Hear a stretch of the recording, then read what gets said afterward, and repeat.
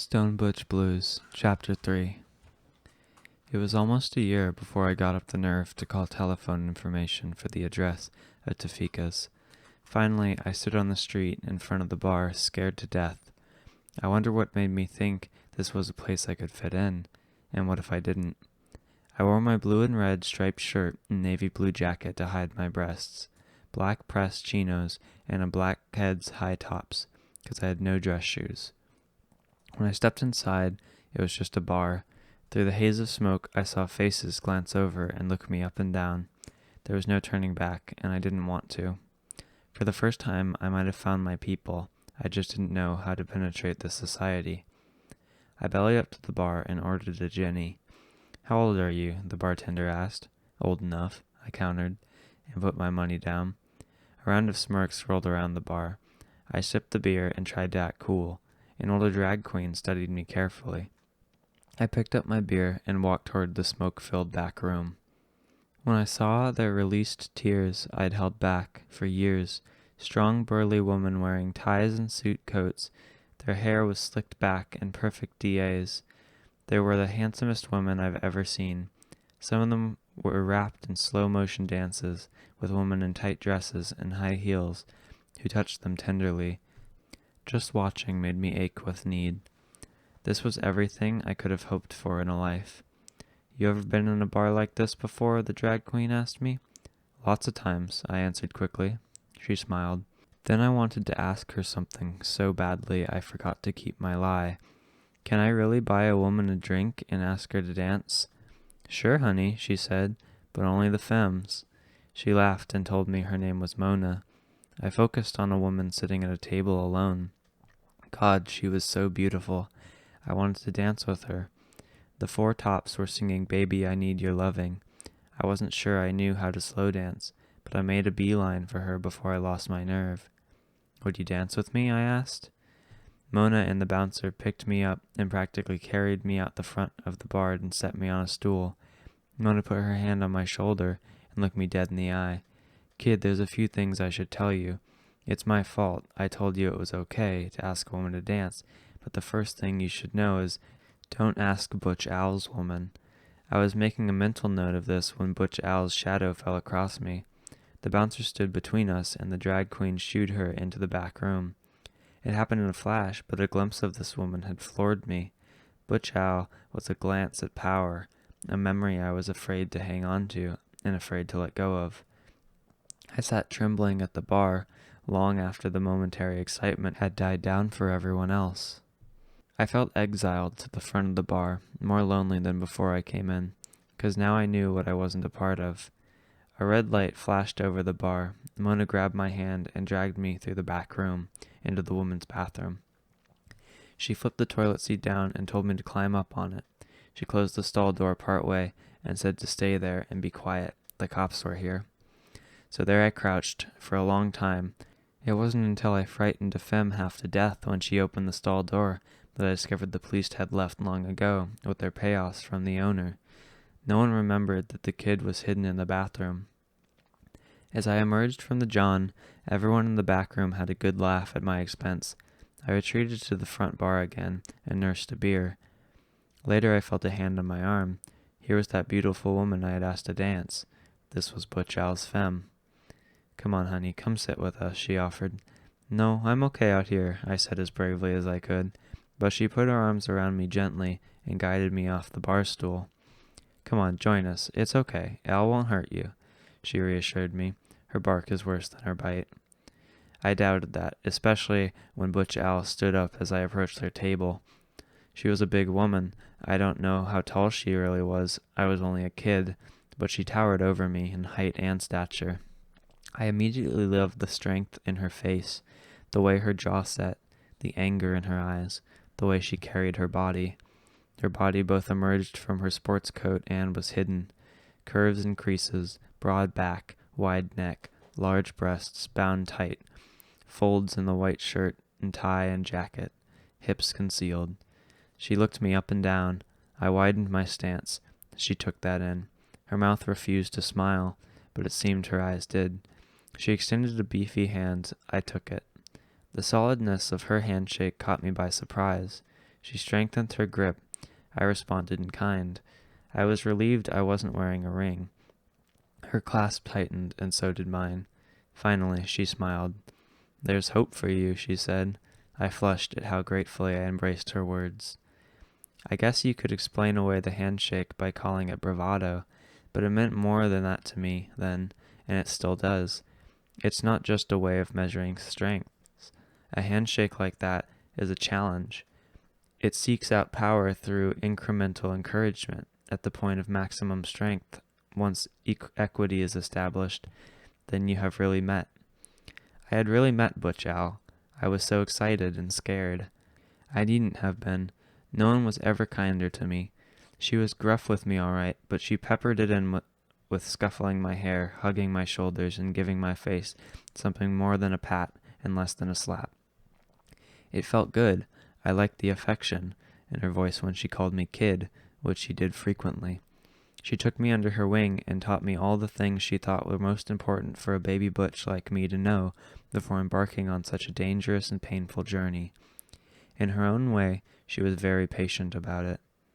In those days, the bars in the Tenderloins district were gay by percentage. Tafika's was about 25% gay. That meant we had a quarter of the tables and dance floor. The other 3/4 were always pushing against our space. She taught me how we held our territory. I learned to fear the cops as a mortal enemy, and to hate the pimps who controlled the lives of so many of the women we loved. And I learned to laugh. That summer, Friday and Saturday nights were full of laughter and mostly gentle teasing.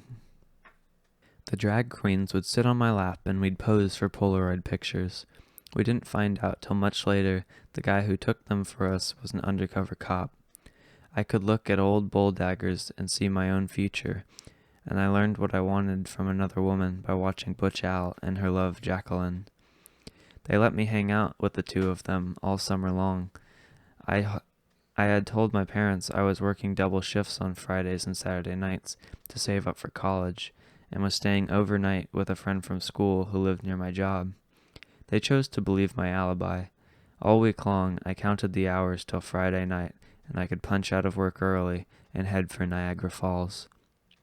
After the bar closed, we'd walk down the streets, pretty tipsy, one of us on each of Jacqueline's arms. She'd thrown her head up to the heavens and say, "Thank you, God, for these two good-looking butches." Al and I would lean forward and wink at each other, and we'd all laugh for the sheer joy of being who we were and being it together. They let me sleep over weekends on their soft old couch. Jacqueline cooked eggs at 4:00 a.m., while Al taught me. It was always the same lessons. Toughen up. Al never said exactly what was coming. It was never spelled out, but I got the feeling it was awful. I knew she was worried about my surviving it. I wondered if I was ready. Al's message was, "You're not." That was not encouraging, but I knew it was the urgency Al felt to prepare me for such a difficult life that gave her lessons a sharp edge. She never meant to cut me. She nurtured my butch strength the best way she knew how, and she reminded me frequently no one had ever done that when she was a baby butch, and she'd survived. That was strangely reassuring. I had Butch Al for a mentor. Al and Jackie groomed me, literally. Jacqueline gave me haircuts in the kitchen. They took me to get my first sports coat and tie at the second-hand store. Al combed the racks, pulling out sports coats one after another. I tried on each one. Jackie would tilt her head and shake it. Finally, Jackie smoothed my lapels and nodded in approval. Al gave a low whistle of appreciation. I had died and gone to butch heaven. Then came the tie. Al picked it out for me. A narrow black silk tie. "You can't go wrong with a black tie," she informed me solemnly. And of course she was right. It was fun, all right, but the issue of sex was pressing on me from within and without. And Al knew it. One night in the kitchen table, Al pulled out a cardboard box and handed it over to me. Open inside it was a rubber dildo, and I was shocked. "You know what that is?" she asked me. "Sure," I said. "You know what to do with it?" "Sure," I lied. Jacqueline rattled the dishes. "Al, for Christ's sake, give the kid a break, will ya? A butch has got to know these things," Al insisted. Jackie threw down her dish towel and left the kitchen in exasperation. This was to be our butch father to son talk. Al talked, I listened. Do you understand? She pressed. Sure, I said, sure. Al was satisfied she had imparted enough information by the time Jackie returned to the kitchen. One more thing, kid, Al added. Don't be like those bulldaggers who put this on and strut their stuff. Use a little decorum, you know what I mean? Sure, I said. I didn't. Al left the room to take a shower before bed. Jacqueline dried the dishes long enough that the blush drained from my face and my temples stopped pounding. She sat down on the kitchen chair next to me. Did you understand what Al was telling you, honey? Sure, I said, and vowed to never say that again. Is there anything you don't understand? Well, I started slowly. It sounds like it takes a little practice, but I get the general idea. I mean, that noon and midnight stuff sounds, well, like you got to practice to get it just right. Jacqueline looked confused. Then she laughed till tears streamed down her cheeks. Honey, she'd start, but she was laughing too hard to continue. Honey, you can't learn to fuck from reading popular mechanics. That isn't what makes a butch a good lover. This was exactly what I needed to know. Well, what does make a butch a good lover? I asked, trying to sound like the answer didn't mean at all much to me. Her face softened. That's kinda hard to explain, I guess. Being a good lover means respecting a femme. It means listening to her body, and even if the sex gets a little rough or whatever, that it's what she wants too, and inside you're still coming from a gentle place. Does that make sense? It did not. It was less information than I wanted. It turned out, however, to be the information I needed. It just took thinking about it for the rest of my life. Jacqueline took the rubber cock from my hands. Had I been holding it all this time? She placed it carefully on my thigh. My body temperature rose. She began to touch it gentle like it was something really beautiful. You know, you could make a woman feel really good with this thing. Maybe better than she ever felt in her life. She stopped stroking the dildo. Or you could really hurt her and remind her of all the ways she's been hurt in her life. You gotta think about that every time you strap this on. Then you'll be a good lover. I waited, hoping there was more, and there was not. Jackie got up and puttered around the kitchen. I went to bed. I tried to memorize every word that had been said to me before I fell asleep.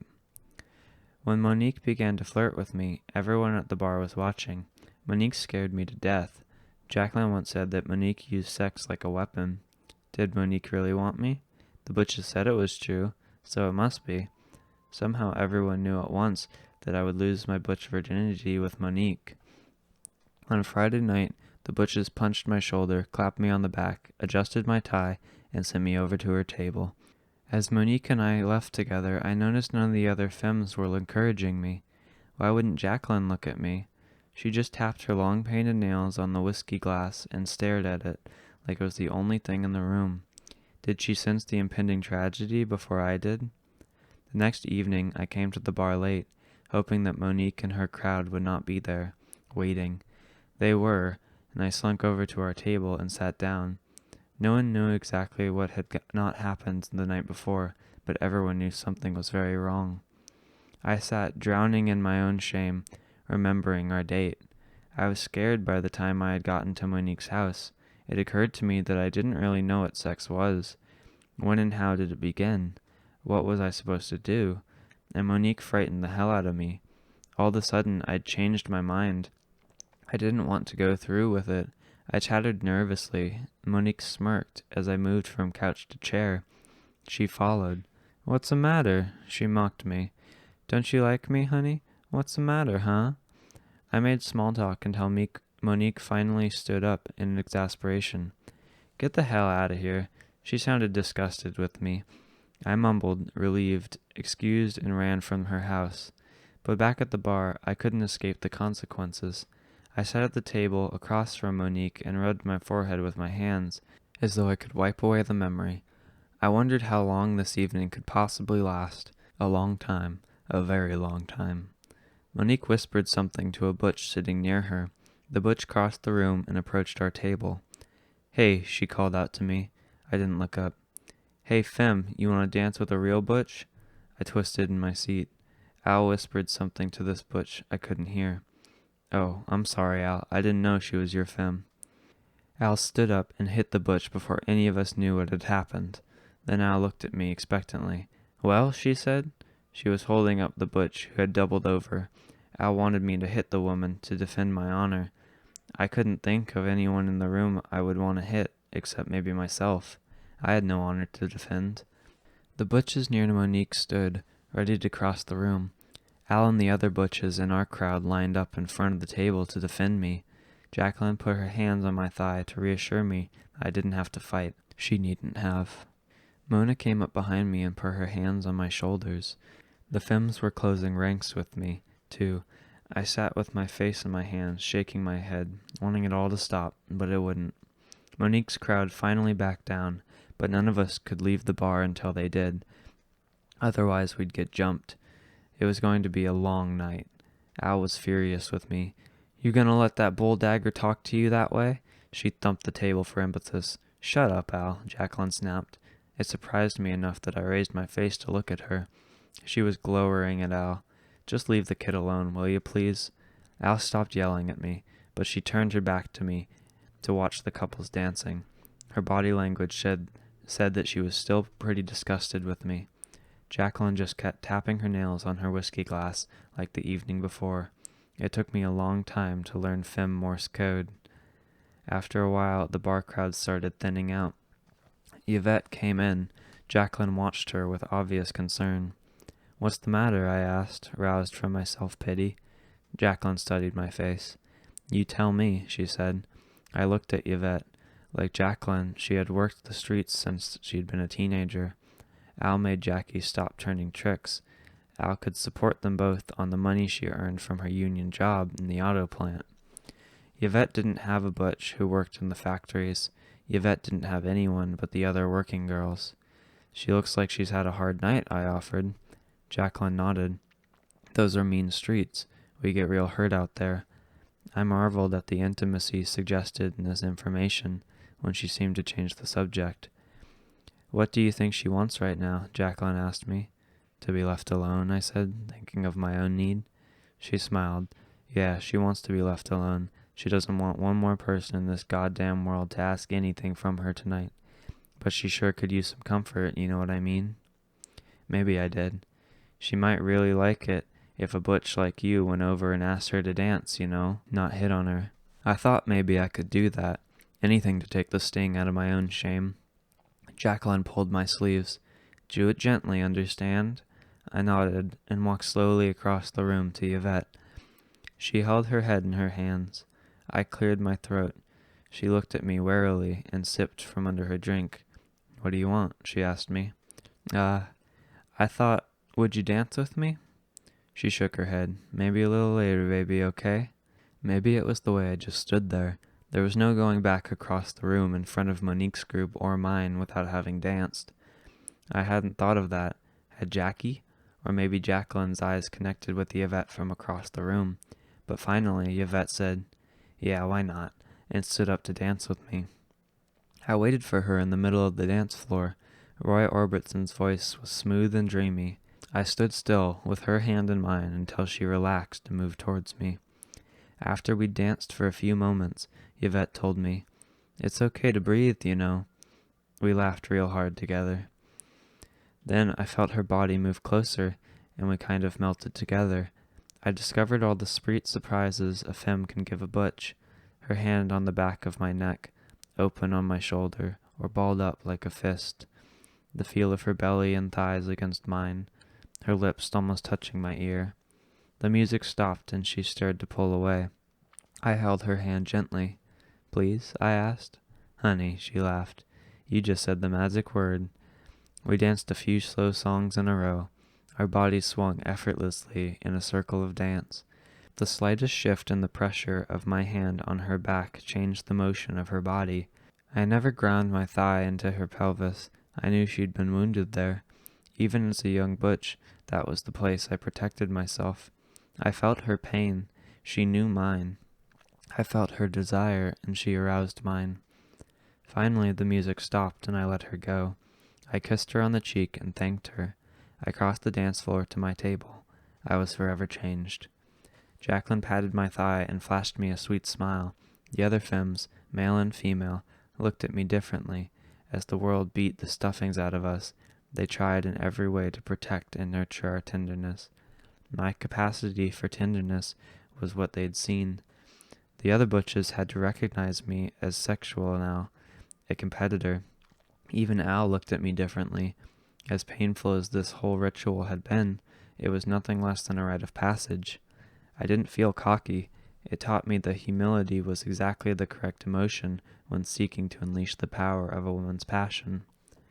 Strong to my enemies, tender to those I loved and respected. That's what I wanted to be. Soon I would have to put these qualities to the test, but for the moment I was happy. The next Friday night, at the bar it was boisterous. We all laughed and danced. Out of the corner of my eye I looked for Yvette.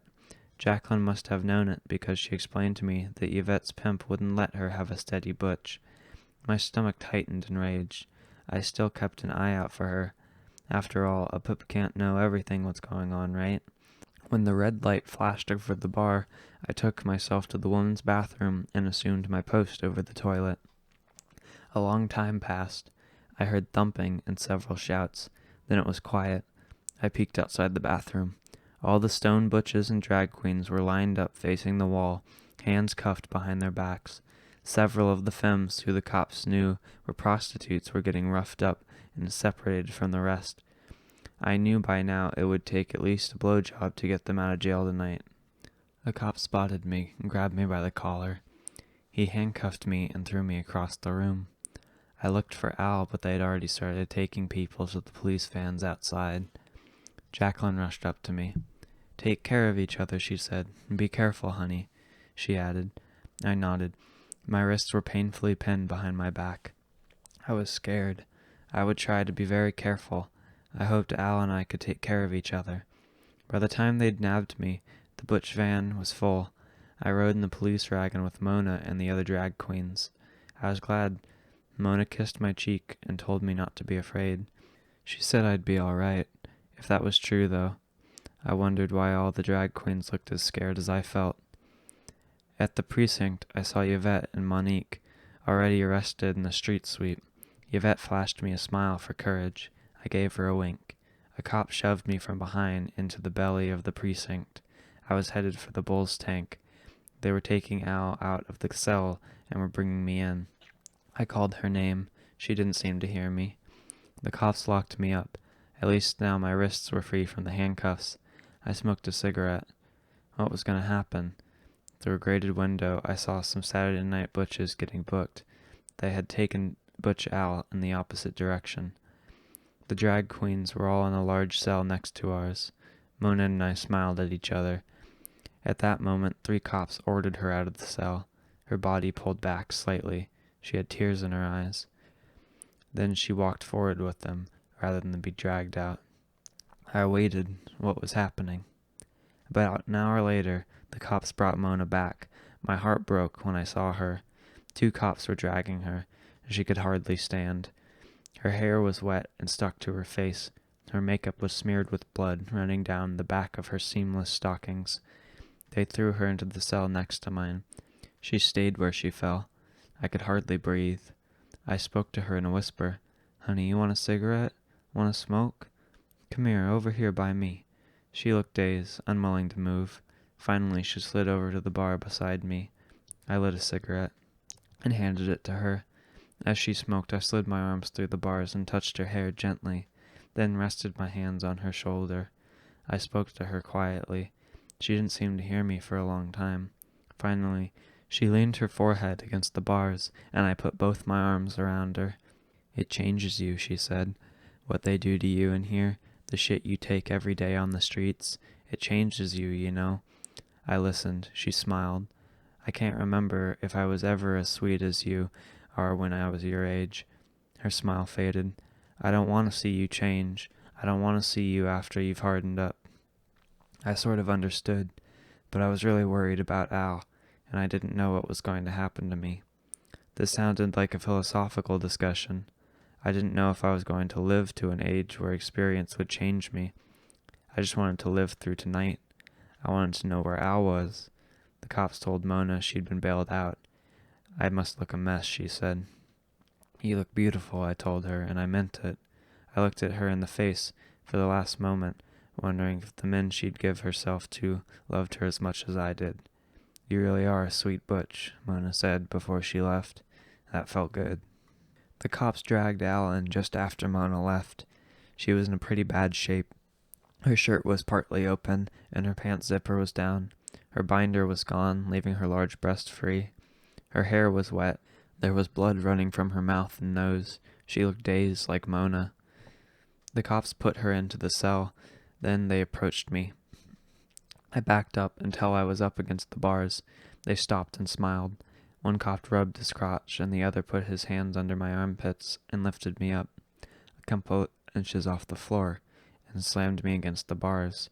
He pressed his thumbs deep into my breast and jammed his knees between my legs.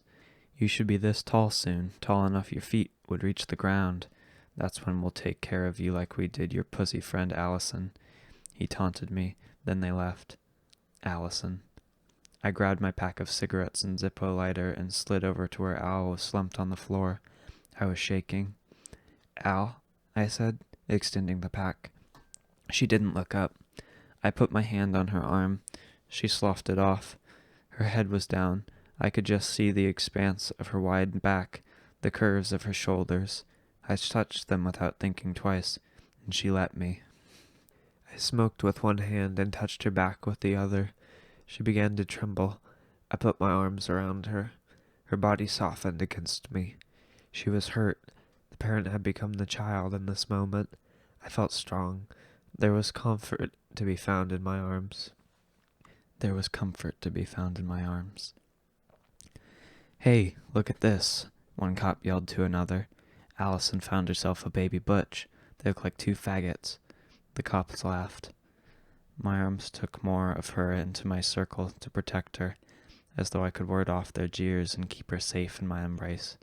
I had always marveled at her strength, and now I felt the muscles in her back and shoulders and arms.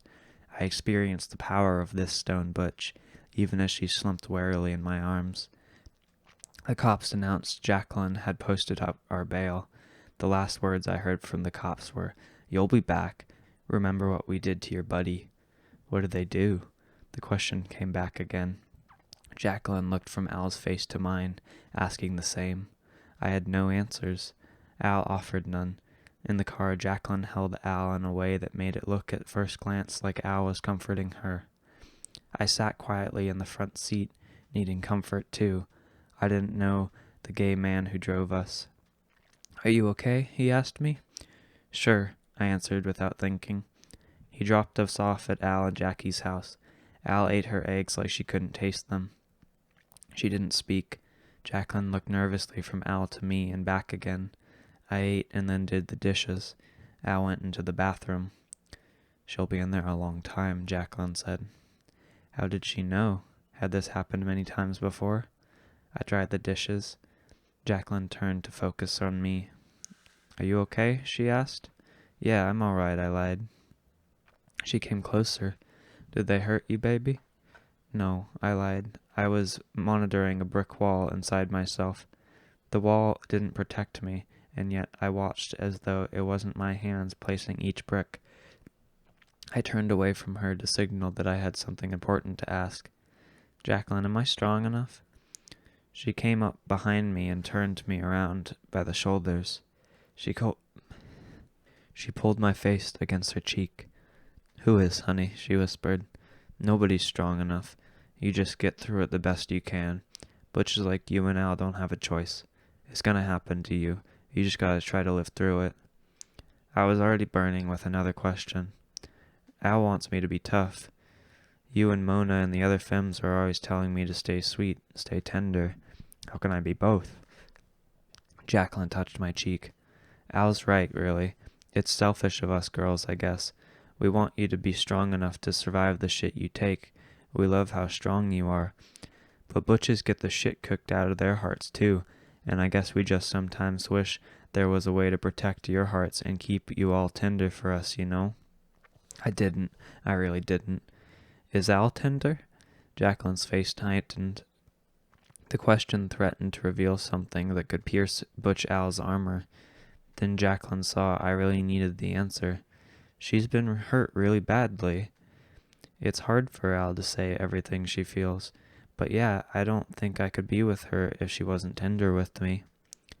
We both heard Al unlock the bathroom door. Jacqueline looked apologetic. I signaled that I understood. She left the kitchen.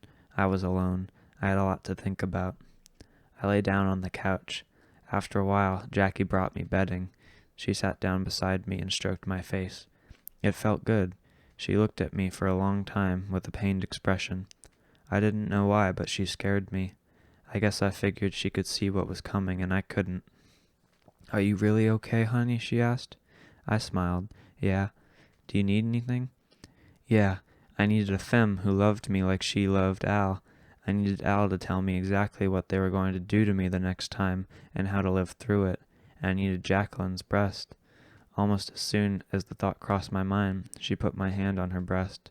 She turned her head in the direction of the bedroom, as though she was listening for Al. "Are you sure you're okay?" she asked one last time. "Yeah, I'm okay," I said. Her face softened. She touched my cheek and pulled my hand away from her breast. "You're a real butch," she said, shaking her head. I felt proud when she said that. In the morning I woke up early and left quietly. Butch, Al, and Jacqueline weren't at the bar after that. Their phone was disconnected. I heard some stories about what happened to Al. I didn't choose to believe any of them. The summer passed. It was time for my junior year of high school to begin. As summer turned to fall, I stopped going to Niagara Falls on the weekends. Just before Christmas, I went back to Tafika's to see the old crowd. Yvette wasn't there. I heard she died, alone in an alleyway, her throat slashed from ear to ear. Mona overdosed, supposedly. No one had seen Al. Jackie was working the streets again. I walked against a bitter wind from bar to bar along the Tenderloin Strip. I heard her laughter before I saw her. There was Jacqueline in the shadows of an alley, sharing an ironic laugh with the other working girls. She saw me. Jacqueline came to me readily, smiling. I saw the glaze of heroin across her eyes. She was thin, very thin.